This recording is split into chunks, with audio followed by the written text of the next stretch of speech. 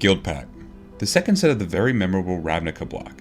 Guildpact was released on February 3rd of the year 2006, was the 37th expansion for Magic the Gathering, and is symbolized with an iron design that has 3 arms branching out of the center. This expansion had a total of 165 cards, broken down at 55 cards each between rare, common, and uncommon.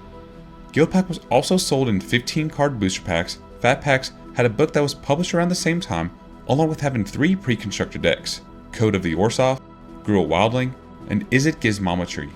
Just like most sets of Magic, this expansion had a storyline that flowed with the cards.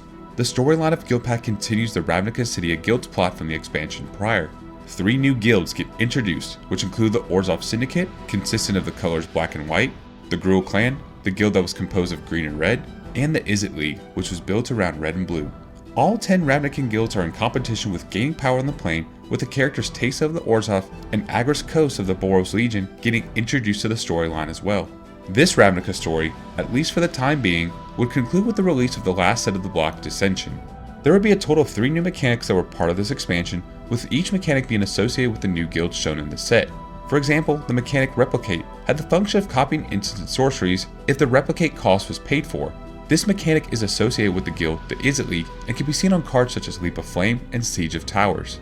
Bloodthirst was another mechanic that gave +1/+1 counters on permanents upon entering the battlefield if an opponent was dealt damage that turn. This mechanic is associated with the Gruul Clan and can be seen on cards such as Petrified Woodkin and Rabble Rouser. The last mechanic, Haunt, allowed a card to return by haunting another permanent if that card gets removed from the graveyard. When that particular haunted permanent is put into the graveyard, a triggered ability occurs. This mechanic is associated with the Orzhov Syndicate and can be seen on cards such as Blind Hunter and Seize the Soul. There were 4 total cycles in the Guildpact expansion, with the first cycle being the Rusalkas. These were 1/1 uncommon spirit creatures with an activated ability of 1 and sacrificing the creature. The cards that composed of this cycle included creatures such as Martyred and Drowned Rusalka, Plagued Rusalka, which consisted of black, Scorched Rusalka, which consisted of red, with the last card of the cycle being Starved Rusalka, consisting of green. The second cycle, the Ley Lines, were enchantments that had a converted mana cost of 4, but could be placed on the battlefield if the card is in a player's opening hand. This particular cycle consisted of Leyline of the Meek, Leyline of Singularity, Leyline of the Void, Leyline of Lightning, with the last card being Leyline of Life Force.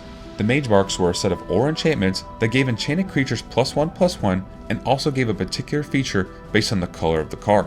The cards of this cycle included Guardians and Infiltrators Mage Mark, Necromancer's Mage Mark consisting of black, Fencer's Mage Mark consisting of red, with the last card being Beastmaster's Mage Mark, which consisted of the color green. The last cycle of cards of Guildpact were the Nephilim, creatures with a casting cost of 4 different colors and a complete first for the game at this point in time. Each of these creatures had a large special ability, with the Nephilim cycle consisting of Yortiller, Glint Eye, Dune Brood, Ink Treader, with the last creature of the cycle being Witchmaw. There were only 2 true reprints in Guildpact, with no functional reprints and no color shifted cards. The first of these 2 reprints was Cremate, a black instant spell that exiled a card from a graveyard, allowed you to draw a card, and was last seen in the Invasion expansion. The other true reprint, Savage Twister, was a red and green sorcery card that deals X damage to each creature and was last printed in the Mirage expansion. There were also 2 misprints in the set as well, Thunderheads and Hypervault Grasp. Thunderheads had missing letters in the italicized wording on this card, while Hypervault Grasp was printed in red and green colors, even though it was supposed to be printed in blue and red. Just like its predecessor Ravnica City of Guilds, this set also had a good amount of notable cards as well. The first card was Mortify, a white and black instant spell that could destroy a target creature or enchantment. It was in a total of 9 professional decks in multiple deck styles for its good spot removal, and this card has been seen mostly in Pro Tour Honolulu and Pro Tour Charleston. There was Niv Mizzet the Fireman, which was a red and blue dragon wizard that has flying and the ability of dealing 1 damage to a creature or player whenever you draw a card, along with also having the tap ability to draw a card as well. While it has seen very little inclusion in professional decks, this is seen in Commander as a versatile form of damage, along with being a form of card draw. Another creature, Burning Tree Shaman, was a Gruul Centaur that has 3 power and 4 toughness, with the ability of dealing 1 damage to a player when a player activates a non-mana ability. This was seen in 7 total professional decks that included Gruul, Zoo, Midrange, and was good at chipping away players with its ability. Other notable cards included Izzet Boilerworks, a land card that comes into play tapped and must have a land returned to the hand. This land, after all the prerequisites, can produce 1 red and 1 blue mana when it becomes tapped. This card has been seen in Jeskai and other red-blue decks, with its most recent inclusion being part of the Izzet Delver deck for the Pauper format in Rags to Riches 17, where it was part of a semi-final deck for that event. Orzhov Basilica was another land card similar to Izzet Boilerworks, with the exception of producing 1 white and 1 black mana. This has been seen in Mardu and Abzan decks, along with being included in deck styles such as aggro and midrange, with its best inclusion being part of the Orzhov aggro deck in Team Pro Tour Charleston, where it placed 2nd overall. Speaking of black-white, there was also Casa Gate, a white-black sorcery card that makes a target opponent reveal their hand and remove 1 non-land card from the game. This card was a form of hand destruction and was seen in most of the same decks as Orzhov Basilica. It has also seen a decent amount of inclusion in the Commander format as an alternative to other, cheaper hand destruction spells. There was the creature Tin Street Hooligan, which was a red goblin creature, and when this creature enters the battlefield, if green mana was used to pay for this creature, destroy target artifact. Tin Street Hooligan was mostly used as a sideboard card against artifact decks and had been seen in Zoo and Goblin strategies. The best this card has done was where it was part of the winning standard deck called Gruul Beats and Pro Tour Honolulu, where it played alongside cards such as Curd Ape and Frenzied Goblin. Another creature spell, Angel of Despair, was a 5/5 angel creature in Orzhov colors with flying and the enter the battlefield effect of destroying a target permanent. While it was expensive as far as converted mana cost is concerned, it was still part of 20 professional decks, being mostly part of Dredge and Reanimator.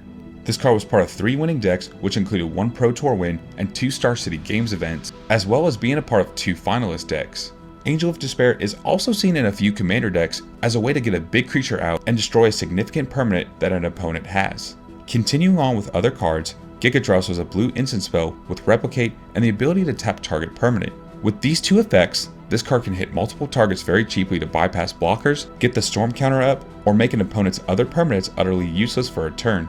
This card can be seen in Scapeshift, Blue-Red, and Storm decks, with one of its best inclusions being part of the Dragonstorm deck, where it got first place in Worlds 2006. Expanding upon the Shocklands from the last expansion, there were the Guildpact Shocklands that included Steam Vents, Stomping Ground, and Godless Shrine.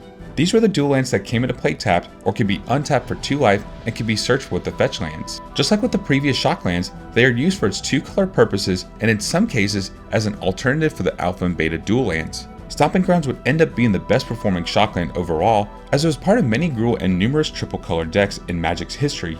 Orzhov Pontiff was a black-white human cleric with the haunt mechanic that if certain requirements are met, creatures you control get +1/+1, or creatures you don't control get -1/-1 until end of turn. This has seen over 50 inclusions in professional decks over a multitude of formats, but was seen the most in Birthing Pod strategies. Its most recent inclusion was part of the winning deck of GP Madrid back in 2017, where it was part of the Collected Company deck. Other deck inclusions this card has been a part of have been Creature Toolbox, Abzan, along with different types of Court of Calling strategies. There was Shattering Screen, a red sorcery card with the Replicate ability, and the effect of destroying target artifact. This card was a cheap way to destroy powerful artifacts or artifact creatures and can also be used with the Storm mechanic, similar to how Gigot Rose operates. Decks that this card has been a part of have been Belcher, Ad Nauseam, Storm, and Mono Red strategies. One of the most recent and best results that this card has been a part of was the Boros Burn deck that won GP Birmingham in 2017 for the Modern format. You also had Repeal, which was a blue instant spell that had the ability to return a non-land permanent with a CMC cost of X to the owner's hand and lets you draw a card. Repeal has been seen in over 60 top 8 professional decks and has been included in deck styles such as Tron, Scapeshift, and other blue control decks. This card has been seen in many winning decks, with one particular deck style being called Previous Level Blue, which won Grand Prix Vancouver back in 2008 in the extended format. Another non-creature spell, Electrolyzed, was a red and blue instant spell that deals 2 damage divided as you choose, along with drawing a card. This card is cheap and can do damage in a number of ways, and also serves as a short form of card draw. This card has been a part of Jeskai Control, Scapeshift, Midrange, along with being part of the vast number of twin decks. The most recent deck when this card was a part of was the Grixis Delver deck in GP Guangzhou back in 2016 for the Modern format, and played alongside cards such as Counterspell, Serum Visions, and Snapcaster Mage. The last notable card, Lalla the Void, was a black enchantment that can be placed on the battlefield if it's in your opening hand, and when an opponent puts a card in the graveyard, it becomes exiled instead. This card has been seen in lots of decks over the years and has been seen in deck styles such as Dredge, Death Shadows, Icarid, and even Goblins. The most recent winning deck this card was a part of was part of the deck called Hollow One, which helped win GP Sydney back in 2018 for the Team Modern Unified format. Lalla the Void is also the card from the Guildpact expansion that has seen the most professional deck action as well. As of the recording of this video, a sealed booster box of Guildpact is worth around $350. So, there you have it. All you need to know about the history and inner workings of the Guildpact expansion. If you enjoyed this episode of Card Anthology, make sure you like and share the video along with subscribing to the Card Bazaar for more Card Anthology episodes. Make sure you also check out the top 100 best performing cards, where I rank some of the best cards throughout Magic's history. On top of that, if you missed the episode over Ravnica's City of Guilds, click on the link in the video description to watch the episode now. The next episode of Card Anthology will be over the last expansion of the block known as Dissension, so be on the lookout for that episode in the future. That is all I have today, everyone. Coach over here signing out, and I will see you all next time.